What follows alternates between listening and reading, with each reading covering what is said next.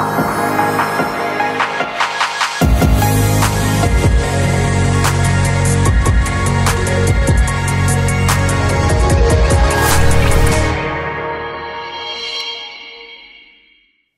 selamat pagi, selamat hari Minggu, dan selamat beribadah. Welcome to Charging Station. Saudara, memang eranya saat ini mobil listrik di mana-mana di Indonesia lagi promosi. Jadi Galileo juga mau dicas. Mobil listrik ada waktunya dicas. Dan saya mau umumkan pada pagi hari ini mendahului senior pastor. Hari Rabu nanti ada charging station yang kedua. Dan jangan lupa setiap hari Rabu nanti kita akan ibadah tengah minggu untuk charging lagi. Berarti kita semakin kuat di dalam Tuhan. Apa kabar jemaat Tuhan pagi hari ini? Semoga semua dalam keadaan baik-baik. Dan tidak terasa kita sudah berada di minggu pertama tahun bulan Maret 2024. 2 bulan kita sudah lewati tahun 2024. Semoga kita semua baik-baik saja. Karena apa? Ada Yesus menyertai kita semua. Ada amin saudara. Tanpa Yesus menyertai kita, saya sangat meyakini bahwa kita tidak ada seperti ada saat ini. Minggu yang lalu, Pastor Edward sharing firman Tuhan dengan tema Galileans, dengan judul Siapa Galileans. Dan minggu yang lalu sudah disampaikan Galileans, sampel atau contoh yang paling luar biasa adalah Galileans 2000 yang lalu adalah Tuhan Yesus sendiri. Dia melayani di wilayah Galilea dan Nazaret sebagai home base pelayanannya. Dan kita tahu semua persis bahwa Yesus dan orang tuanya bukanlah penduduk asli Galilea atau Nazaret. Dia dilahirkan di Bethlehem. Orang tuanya juga orang di sana. Saudara kita semua yang ada pada pagi hari ini bukanlah orang Jakarta semua, amin. Kebanyakan dari kita dari daerah lain selain Jakarta. Tapi jangan kecil hati, Yesus juga mengalami hal yang sama. Jadi home base kita ada di Galileo Church, lantai 22 APL Tower ini. Haleluya. Kita sama statusnya dengan Yesus, berasal dari macam-macam daerah, berkumpul di Galileo Church sebagai home base kita. Yang setuju katakan saya Galilean. 1, 2, 3. Saya, amin. Sekali lagi, saya Galilean. Amin. Tuhan dengar saudara. Kalau begitu jika Yesus sebagai Galilean di tahun 2000 yang lalu, maka wajib kita juga mencontoh dia. Mengikut seperti apa yang dilakukan oleh Yesus. Waktu dia menjadi Galilean, warga negara Galilea, Tuhan Yesus mengajar murid-muridnya, mengajar orang banyak, bahkan melakukan mujizat-mujizat luar biasa. Mujizat pertama di Galilea dan mujizat terakhir naik ke surga dilakukan di Galilea juga. Berarti kalau kita sudah menyatakan sebagai Galilean, dengan menandatangani covenant, membership class. Berarti kita juga siap untuk bertumbuh di Galileo Church melalui pelayanan tubuh Kristus dan pelayanan Galileo Church. Dan siap untuk bertumbuh menuju jemaat yang dewasa rohani dan memiliki karakter seperti Yesus. Dan khotbah saya pada pagi hari ini melanjutkan khotbah minggu yang lalu adalah pelayanan tubuh Kristus. Katakan sama-sama pelayanan tubuh Kristus. Tubuh Kristus itu adalah gereja. Ada 3 minggu yang lalu sudah disampaikan oleh Pastor Edward. Definisi gereja itu adalah perkumpulan orang percaya. Yang kedua adalah tubuh Kristus. Dan yang ketiga adalah kita semua ini. Bahwa tubuh kita ini adalah sebenarnya tubuh Kristus. Saya akan fokus kepada tubuh gereja sebagai tubuh Kristus. Kita baca sama-sama ayat ini pelan-pelan dan ini ayat sangat powerful buat kita semua. Supaya kita kembali evaluasi apakah sudah benar pelayanan kita. Apakah sudah benar pengiringan kita datang ke gereja ini sampai pada pagi hari ini. Saya ingin mengajak kita kembali semua pada pagi hari ini mengevaluasi. Benarkah saya datang di Galileo Church ini sudah sesuai dengan firman Tuhan. Kita baca sama-sama 2, 3. Untuk memperlengkapi orang-orang kudus bagi pekerjaan pelayanan, bagi pembangunan tubuh Kristus, sampai kita semua telah mencapai kesatuan iman dan pengetahuan yang benar tentang anak Allah. Kedewasaan penuh dan tingkat pertumbuhan yang sesuai dengan kepenuhan Kristus, sehingga kita bukan lagi anak-anak yang diombang-ambingkan oleh rupa-rupa angin pengajaran, oleh permainan palsu, manusia dalam kelicikan mereka yang menyesatkan. Saudaraku di dalam Tuhan, ayat ini sudah menjelaskan begitu jelas kenapa kita harus berada di satu gereja. Apa alasannya saudara dan saya ada di Galilee Church ini? Dikatakan di sana secara detail, saya ingin simpulkan. Pelayanan tubuh Kristus itu adalah gereja ini. Tujuannya apa saudara? Saya dan ada di sini, ada pada tim pastoral. Pertama adalah outputnya supaya saudara dan saya bertumbuh dan berakar di dalam Tuhan. Pastikan evaluasi kehidupan kita masing-masing pada pagi hari. Apakah kita sudah bertumbuh dan berakar? Artinya kita menjadi dewasa rohani. Setelah saudara dan saya dewasa rohani, bertumbuh, apa hasilnya? Akan menghasilkan buah roh, buah-buah roh itu. Buah-buah roh itu tidak akan terjadi kalau tidak ada pertumbuhan. Itu pasti. Setelah memiliki buah-buah roh itu secara sempurna, maka kita akan memiliki standar Alkitab bahwa kita akan memiliki karakter seperti Yesus. Karena pada saat nanti kita ketemu Tuhan, dia tidak akan tanya yang lain, adalah hanya menyatakan karakternya. Tubuh Kristus atau gereja adalah kesatuan dari orang-orang percaya, kita semua ini. Karena tujuan pelayanan di atas merupakan sesuatu yang ideal, sehingga harus diusahakan terus-menerus. Ayat tadi ini adalah pelayanan yang sangat ideal dan ini perlu diproses terus-menerus. Kita 10 tahun ada di sini, diproses secara terus-menerus. Kita tidak akan pernah selesai melakukan pelayanan sampai kita mati. Sekalipun demikian, kita harus mengingat bahwa pelayanan itu selalu bermanfaat bagi pelayanan itu sendiri dan bagi orang lain. Saat kita melayani, iman kita akan bertumbuh. Pasti. Dan itu tujuannya. Dan belum tentu bertumbuh saudara. Tetapi itu tujuannya. Pengenalan kita akan Kristus akan semakin meningkat. Kerohanian kita akan semakin dewasa. Karakter kita akan semakin terbentuk menjadi serupa dengan Kristus. Menurut ayat ini. Dan pemahaman kita akan ajaran Kristus akan terus diasah, dipertajam. Sehingga kita akan semakin tidak mudah terombang-ambing oleh ajaran sesat. Jadi kenapa setiap minggu, setiap pagi ada renungan harian, tujuannya adalah itu. Kita lanjut, saya coba ringkas 4 proses pelayanan tubuh Kristus. Yang pertama, Galileans, partnernya adalah Galilee Church. Ada 2 subjek objek ini saya coba akan nanti uraikan. Kemudian gereja dianalogikan oleh Rasul Paulus seperti tubuh Kristus. Supaya kita gampang menerjemahkan, mengerti. Dan yang ketiga, setiap gereja harus memiliki 4 fungsi utama. Jadi gereja itu akan sempurna, akan kuat sesuai firman Tuhan kalau 5 fungsi, 5 jabatan ini ada di dalam gereja. Dan yang keempat, bagaimana aplikasi atau pelayanan kita di Galilee Church. Yang pertama, Galileans adalah kita semua jemaat. Minggu lalu sudah disampaikan oleh Pastor Edward. Dan Galilee Church adalah gerejanya Tuhan, tubuh Kristus itu. 2 oknum ini harus bekerja sama, harus melakukan tugas dan pelayanannya sebagaimana mestinya. Alasan mengapa jemaat wajib melakukan pelayanan di Galilee Church sebagai tubuh Kristus, ayatnya ada di sini. Kita baca sama-sama 1 Korintus 12 ayat 27. Firman Allah yang hidup 2-3. Yang ingin saya sampaikan ialah, saudara sekalian bersama-sama merupakan tubuh Kristus dan masing-masing merupakan bagian yang khusus dan penting. Katakan di sebelahmu, kita sama-sama tubuh Kristus.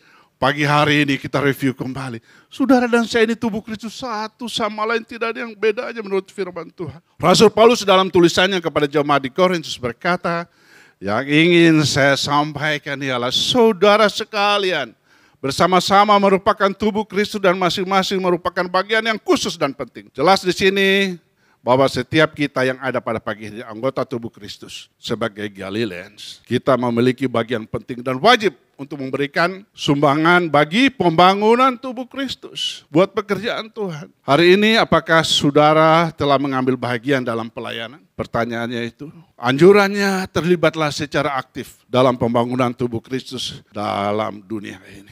Apakah pelayanan wajib? Buat kita wajib itu. Saudara diwajibkan oleh Tuhan. Pertama alasannya, saudara dan saya dilahirkan di muka bumi oleh Yesus ini untuk melayani Dia, memuliakan Dia. Yang setuju katakan amin. Yang kedua, bahwa saya dan saudara sudah diselamatkan. Ada ayat mengatakan Wajib kita melayani, mengasihi Tuhan dan sesama kita.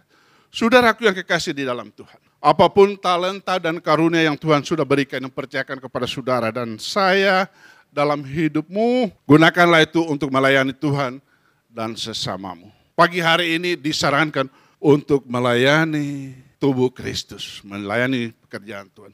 Galilean berfungsi sebagai pelaku pelayanan tubuh Kristus. Ada amin saudara. Bahwa Galilean saudara dan saya punya kewajiban dan fungsi sebagai pelaku pelayanan di dalam kerajaan surga. Sudah jelas Galilean dan Galilea Church ini sama dengan yang minggu kemarin. Ada Yesus, ada Galilea. Yang kedua, gereja dianalogikan seperti tubuh manusia. Paulus luar biasa saudara. Saya tadi pagi, saya coba mengulangi firman Tuhan ini, saya menangis saudara. Kalau saya melihat tubuh kita lihat, kita pegang tubuh kita semua pada pagi hari ini. Beribu-ribu beratus-beratus yang ada di dalam tubuh ini. Kalau satu sakit, semuanya sakit. Seandainya jemaat Tuhan memiliki perasaan yang sama dengan ini, Tuhan akan ada di sana. Kita akan bertumbuh bersama-sama. Bahkan akan diberkati oleh Tuhan bersama-sama. Gereja dianalogikan seperti tubuh Kristus. 1 Korintus 12 ayat 12, firman Tuhan yang menjadi hafalan buat orang percaya. Karena sama seperti tubuh itu satu dan anggotanya banyak. Dan segala anggota itu sekalipun banyak merupakan satu tubuh, demikian pula Kristus. Kemudian di Roma 12 ayat 5 dipertegas kembali. Setiap anggota tubuh membutuhkan setiap anggota yang lain. Ada amin saudara. Demikian yang juga kita walaupun banyak adalah satu tubuh di dalam. Allah menciptakan manusia tidak pernah untuk seorang diri. Kenapa kita bersekutu? Karena satu sama lain saling membutuhkan satu sama lain. Gereja disebut tubuh Kristus karena Kristus adalah kepalanya. Dan kita dipanggil untuk melakukan pekerjaan Kristus masing-masing sebagai tubuh Kristus. Kita bayangkan Galilea Church ini seperti tubuh kita pagi hari ini. Kita mempunyai keterampilan, mempunyai tujuan karunia rohani yang berbeda-beda. Namun setiap orang percaya sama pentingnya. Saya secara ringkas saja karena kita semua tahu persis tubuh kita ini, saya ingin memberi ringkasan saja bahwa tubuh Kristus dianalogikan tubuh manusia itu mempunyai 78 organ utama. 78, jadi dalam tubuh ini ada organ utama. Ada 5 yang sangat vital. Ini diproteksi oleh bagian tubuh yang lain. Pertama otak. Kepala kita ada tulang yang memprotek. Kemudian ada jantung ditutup dan paru-paru diprotek oleh tulang-tulang rusuk kita. Ada hati di dalam dan ada ginjal. Saudara yang saya kasih di dalam Tuhan. Jika salah satu terganggu maka seluruh sistem akan terganggu. Benar betul saudara. Kalau satu sakit semua badan itu sakit. Ini kita sudah tahu. Semua orang Kristen mengerti ini.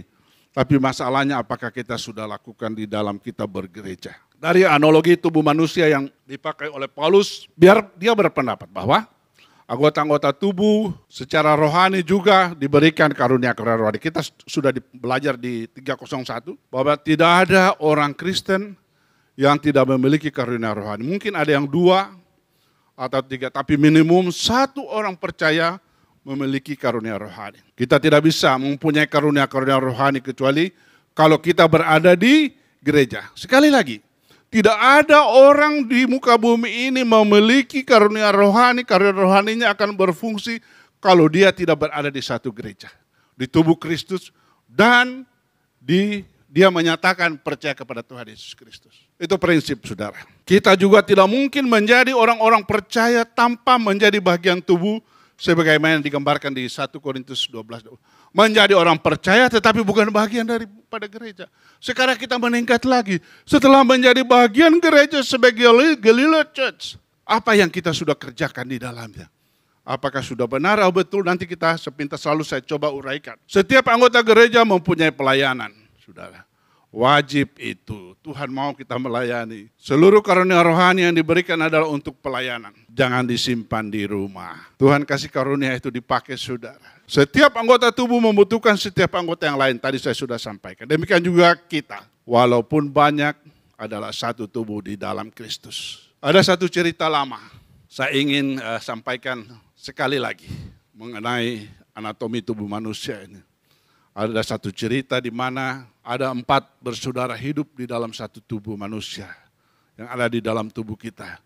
Mereka adalah wajah kita, ada tangan, ada kaki, serta perut. Keempatnya hidup rukun selama beberapa tahun. Tetapi suatu saat masing-masing saling menonjolkan diri, menganggap diri mereka paling penting. Pelayan Tuhan, perhatikan cerita ini. Sangat gampang, tetapi ini sering muncul di dalam pelayanan di tubuh Kristus. Pertama kaki berbicara, merasa jago nih si kaki ini.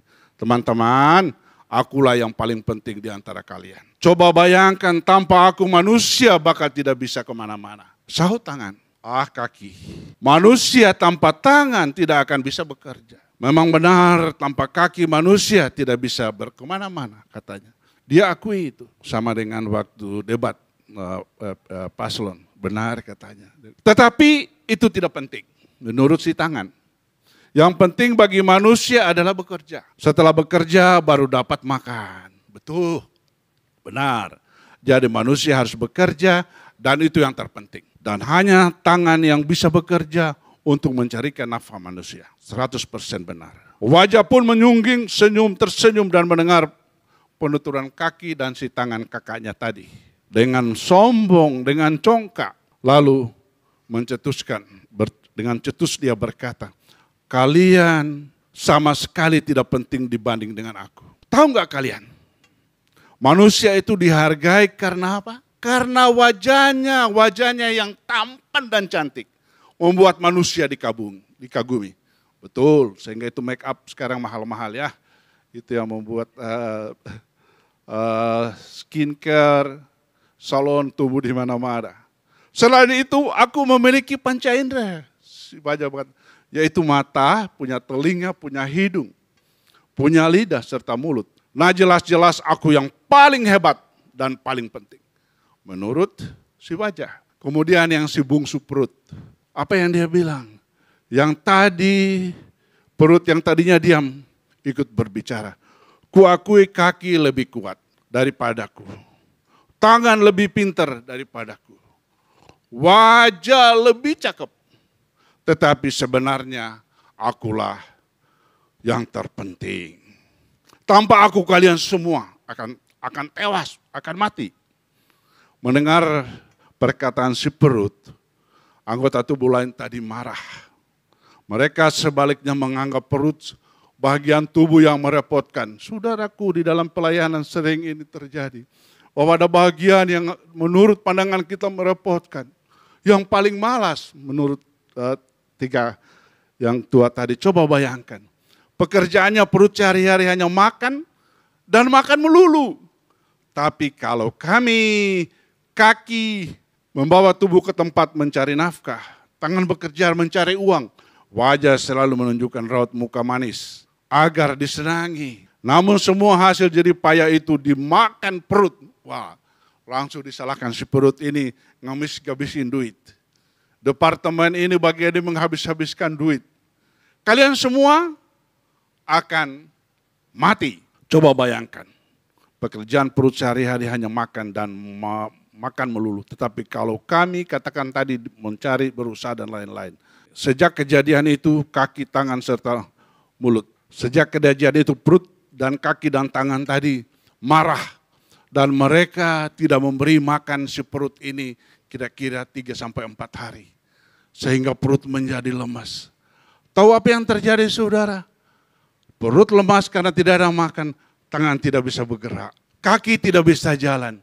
Muka yang tadinya cakep, cantik jadi cemberut. Kesimpulannya saudara, setelah itu mereka berempat kumpul kembali dan berkata ternyata kita semua penting. Tepuk tangan buat Tuhan Yesus Kristus. Saudara, kita semua ini sama, tidak ada yang penting di hadapan Tuhan. Satu saya mau katakan pada pagi hari ini, apapun jenis pelayananmu, tidak ada yang tinggi yang rendah di hadapan Tuhan. Pastor Nando jadi pastor kan memang Tuhan sudah mempunyai memberikan karunia itu. Kok abang jadi membersihkan gereja itu karena itu yang Tuhan berikan kepada dia. Dan di hadapan Tuhan nilainya sama, amin saudara. Saya berdiri di sini dan saudara duduk di hadapan Tuhan selama kita melayani adalah sama. Jadi saudaraku, di dalam Tuhan, di tema khotbah kita pada bulan-bulan ini mengajarkan kita kembali apa yang kita sudah lakukan. Kini kaki, tangan, serta wajah menyadari kesalahan mereka. Kita tidak bisa hidup tanpa perut. Kata mereka, akhirnya pertengkaran pun berakhir. Bersama-sama semua anggota tubuh mulai bersatu, mulai bahu-membahu dalam segala bidang. Tidak ada di Galilean, amin saudara. Kita semua saling berbahu satu. 1 Korintus 12 ayat 26 berkata, karena itu bagi satu anggota, jika satu anggota menderita, semua anggota turut menderita. Jika satu anggota dihormati, semua anggota turut bersukacita. Saudaraku yang kekasih, pagi hari ini kita semua merupakan anggota tubuh Kristus yang harus hidup dalam satu kesatuan dan kerukunan. Praktek kerukunan perlu kita terapkan dalam kehidupan kekristenan kita sehari-hari di rumah, terutama konteks hari ini kerukunan di dalam gereja Galilee Church. Yang setuju katakan amin. Sekali lagi katakan amin. Kesimpulannya bahwa saudara dan saya, kita yang ada semua pada pagi hari ini harus hidup rukun satu sama lain. Yang ketiga, setiap gereja harus memiliki 5 fungsi utama. Ini kembali ke basic. Bahwa di satu gereja, menurut yang punya gereja, yang punya kepala gereja, Tuhan Yesus Kristus, setiap gereja harus memiliki 5 fungsi utama. Efesus 4 ayat 11 dan 12 berkata, dan inilah yang memberikan baik rasul-rasul maupun nabi-nabi, baik pemberita-pemberita Injil maupun gembala-gembala, dan pengajar-pengajar untuk memperlengkapi orang-orang kudus bagi pekerjaan pelayanan bagi pembangunan tubuh Kristus. Saudara sebagai jemaat, sebagai Galilean, ini hak saudara dan saya menjadi jemaat. Tadi menjadi jemaat yang harus saling mengasihi, dan ini bagian daripada tim pastoral. Dalam gereja ada 5 fungsi atau jabatan menurut Alkitab yang ditetapkan Tuhan, yang juga merupakan satu kesatuan. Di satu gereja, kelima fungsi ini harus ada. Galilee Church berusaha untuk itu. Kita ada tim pastoral dan lain-lain untuk mendukung fungsi-fungsi ini. Dan nanti saya akan sampaikan bagaimana keadaan di Galilean ini. Kelima fungsi ditetapkan untuk memperlengkapi orang-orang kudus bagi pembangunan tubuh Kristus menurut firman Tuhan di atas. Itu sebabnya mari kita membawa diri kita untuk masuk dalam proyek pembangunan tubuh Kristus. Kita bangun sama-sama gereja ini. Itulah satu persekutuan yang akan membawa jemaat masuk dalam proses penyucian dan pengudusan lewat firman Allah yang menyucikan dan menguduskan. Yohanes 17 ayat 17 berkata, kuduskanlah mereka dalam kebenaran, firman-Mu adalah kebenaran. Itu adalah fungsi kelima jabatan di gereja tadi, menguduskan jemaat. Kalau ada yang salah, ada yang berdosa, arahkan mereka kembali kepada firman Tuhan. Ibrani 12 ayat 14a berkata, ditulis di dalam ayat 14a, berusahalah hidup damai dengan semua orang dan kejarlah kekudusan itu. Orang yang tidak mengejar damai, kejar damai, maka akan timbul kekudusan. Saudara tidak damai, kekudusan itu pasti tidak akan ada. Mari hiduplah dalam kesatuan, berusahalah hidup damai dengan semua orang, yang kejarlah kekudusan untuk menyambut Tuhan pada kedatangannya kalian. Yang keempat, bahagian terakhir dan ini penting buat kita. Apa yang terjadi di Galilee Church saat ini? Pelayanan Galilee Church. Visi gereja kita, mewujudkan gereja yang sehat dan bertumbuh. Kita mau mengikuti, menganut Proposed Different Church. Tujuannya Galilee Church 10 tahun, bentar lagi berumur 10 tahun. Mewujudkan gereja yang sehat, yang bertumbuh. Sehat yang bertumbuh. Jadi kita mau evaluasi, udah bertumbuh gak jemaat ini selama ini? Udah sehat belum jemaat ini? Kita melaksanakan, kalau di atas tadi ada 5 jabatan, di dalam gereja secara umum. Galilee Church melaksanakan melalui 5 pilar. Melalui worship, fellowship, discipleship, ministry, mission. Kelima fungsi bagian ini dilaksanakan secara seimbang. Dan kita sudah, jemaat sebagian besar sudah mengikuti worship ini. Tapi secara garis besar, perhatikan baik-baik slide yang paling bawah, pelayanan. Pelayanan Galilee Church, pelayanan di gereja ini apapun yang ada, saya sebentar uraikan sedikit. Tujuannya, maksudnya adalah pertumbuhan kedewasaan rohani. Ada tujuannya, saudara, ada gamenya. Tidak ada yang kita kerjakan dengan biaya bermiliar-miliar itu hanya dilepas begitu saja. Tetapi tujuannya adalah saudara dan saya supaya bertumbuh menjadi dewasa rohani. Setelah dewasa rohani akan menghasilkan buah-buah roh yang luar biasa. Karena tugas utama gereja adalah bertanggung jawab menyediakan tempat pelayanan. Itu clear. Agar jemaat bertumbuh dewasa, menghasilkan buah-buah roh yang akhirnya memiliki karakter seperti Kristus.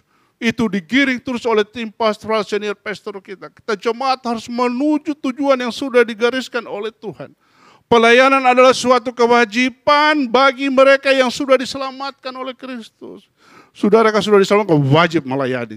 Pelayanan harus sesuai dengan save dan calling kita. Jadi kita jangan asal melayani. Apa panggilanmu? Kenapa gereja kita beberapa tahun lalu melakukan satu campaign supaya jemaat memilih. Walaupun sebenarnya setiap yang ikuti 303 tim pastoral spesial saya tahu persis. Menurut hasil daripada SAFE assessment, oh si A ini kuatnya di sini, B di sini. Tetapi di dalam setiap pelayanan diperlukan suatu calling atau konfirmasi yang bersangkutan. Umpamanya, saya ke Bang Holland bisa dibantu ini. Bang Holland saya nggak bisa paksa, dia bilang. Saya tahu dia ahli di engineering, seorang insinyur, tentunya saya sampaikan sesuai hasil asesmennya. Kalau dia bilang enggak, ya enggak bisa kita paksakan. Karena pelayanan itu harus dari dalam hati. Kalau dia katakan oke, ya. Sehingga pelayanan harus atas permintaan atau persetujuan jemaat yang bersangkutan. Karena yang tahu persis panggilan pelayanannya adalah yang bersangkutan. Gereja wajib memfasilitasi pelayanan tersebut. Pelayan tubuh Kristus, pelayan di gereja. Tubuh Kristus adalah gereja. Sangat menentukan step berikutnya, yaitu bertumbuh rohani dan selanjutnya.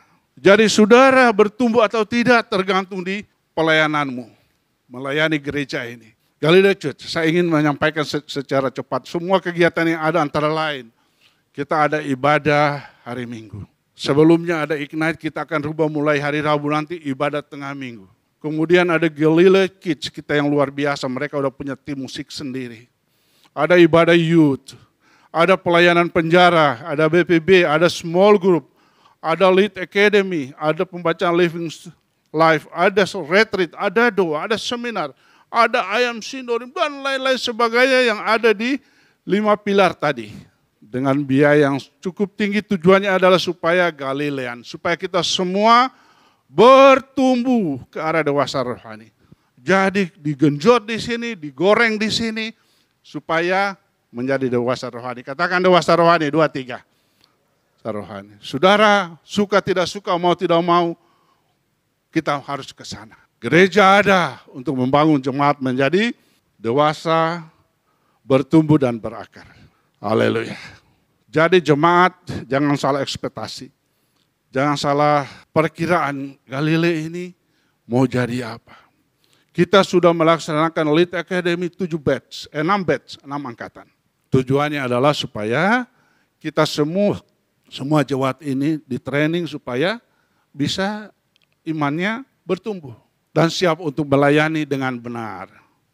Jadi kenapa di training supaya pelayanannya benar. Jangan melayani tapi salah, wah sayang itu, buang-buang waktu. Melayani sesuai dengan karunia rohani. Kemudian Lead Academy mengharapkan jemaat menjadi dewasa rohani, siap melayani dengan benar, kemudian berbuah dan berkarakter Kristus. Saudaraku, pertumbuhan rohani ini tergantung dari kita juga. Apapun yang dilakukan oleh Galilea Church, kalau Galileansnya tidak menyesuaikan, maka hasilnya juga tidak akan maksimum. Bahkan organisasi yang ada di gereja ini bukan jabatan, itu sebenarnya uraian tugas. Supaya semua kegiatan yang ada di gereja ini, tujuan daripada gereja ini bisa terimplementasi, hanya dibagi-bagi dari si A, B, C, bagiannya ini supaya tidak jadi overlap dan semua tugas berjalan dengan baik. Anda akan menjadi apa selanjutnya? Tergantung usaha kita melakukan kebenaran firman Tuhan. Kalau merasa imanmu tidak bertumbuh, jalan di tempat. Segera konsultasikan dengan tim pastoral. Kita punya konselor di sana. Seluruh 5 fungsi gereja itu kita usahakan ada di sana untuk membangun jemaat supaya bertumbuh. Ada amin saudara, kita harus bertumbuh. Selanjutnya bertumbuh rohani. Itu tadi saya sudah sampaikan tadi bahwa pelayanan kita bertumbuh melalui worship, fellowship, discipleship, ministry, dan mission. Terima kasih yang sudah terlibat di dalam pelayanan. Yang belum terlibat, ayo sama-sama. Jadi kita sama persepsi menurut firman Tuhan. Pastor itu bukan pelayan utama. Bukan pelayan yang melaksanakan pelayanan ke seluruh jemaat. Tetapi tugas utama daripada senior pastor, tim pastoral adalah menyediakan penyedia apa yang diperlukan. Dan pelayan itu adalah kita semua. Yang setuju katakan amin. Soalnya kalau nggak melayani saudara, gembalanya yang dimarahi oleh Tuhan. Tuhan bilang jangan melayani sendiri. Dan kita selanjutnya, ini sudah beberapa kali saya sampaikan, tetapi goal kita ada di sini. 2 Petrus 1 ayat 5 hingga 7 saya bacakan. Justru karena itu kamu harus dengan sungguh-sungguh berusaha untuk menambahkan kepada imanmu kebajikan. Dan kepada kebajikan pengetahuan. Dan kepada pengetahuan penguasaan diri. Kepada penguasaan diri ketekunan. Dan kepada ketekunan kesalehan. Dan kepada kesalehan kasih akan saudara-saudara. Dan kepada kasih adalah saudara-saudara. Saudara-saudara kasih akan semua orang. Pertumbuhan rohani merupakan hasil dari kita melakukan pelayanan kepada Tuhan Yesus Kristus. Jadi kedewasaan rohani ini bukan tiba-tiba dia muncul begitu saja. Tetapi hasil daripada saudara ada di pelayanan di dalam gereja. Yang tahu persis Anda bertumbuh rohaninya adalah Anda sendiri. Untuk mengecek Anda bertumbuh atau tidak. Orang-orang di sekitar kita. Apakah suami, istri atau anak-anak kita. Sesama jemaat. Bisa tetangga kita, bahkan mungkin juga tim pastoral. Karena mereka akan melihat buah-buah yang kita hasilkan di dalam kehidupan kita sehat. Karena kesaksian itu dilihat dari buahnya, bukan dari perkataannya. Bukan dari apa yang kita ucapkan. Pertanyaannya, apakah dewasa rohani itu penting? Apakah dewasa rohani itu penting? Jawabannya yes, sangat penting. Karena pada akhirnya firman Tuhan berkata, semuanya akan berakhir kecuali kasih itu. Tingkatan, level tertinggi daripada dewasa rohani adalah apabila kita sudah mampu mengasihi semua orang. Kepada kasih semua orang adalah kedewasaan rohani yang sempurna. Kedewasaan rohani penting untuk menghasilkan buah-buah roh. Kalau saudara kita sudah dewasa rohani, maka kita akan mampu menghasilkan buah-buah roh. Memiliki buah roh, Galatia 5 ayat 22 hingga 23, tetapi buah roh ialah kasih, sukacita, damai sejahtera, kesabaran, kemurahan, kebaikan, kesetiaan, kelemah lembutan, penguasaan diri. Tidak ada hukum yang menentang hal-hal ini. Di muka bumi ini kalau 9 buah roh ini, tidak ada satupun hukum yang menolaknya. Ke-9 buah roh adalah hasil dari kedewasaan rohani. Saudara tidak dewasa rohani, maka tidak akan menghasilkan buah-buah roh ini. Jemaat yang belum dewasa rohaninya, belum mampu menghasilkan buah-buah roh yang sempurna. Tetapi saya mau katakan dengan jujur di hadapan kita semua pada pagi hari. Ini kewajiban saudara, kita ada bergereja itu adalah ada tujuannya. Bukan hanya datang duduk-duduk, bertemu, tertawa, pulang lagi. Ada goalnya yang Tuhan inginkan. Dia membuat gereja, tempat kita berkumpul bersama-sama. Apa buah-buah roh itu penting saudara? Jawabannya 100% yes. Karena dibutuhkan, siapa yang membutuhkan buah-buah roh? Pertama adalah gereja, adalah Tuhan sendiri. Yang kedua keluargamu. Anak-anakmu, istrimu, suamimu, kakak adik, opa-opamu semua membutuhkan buah-buah roh dalam kehidupanmu. Komunitasmu, tetanggamu, dan terutama untuk menghasilkan karakter Kristus. Jadi buah roh itu penting saudara.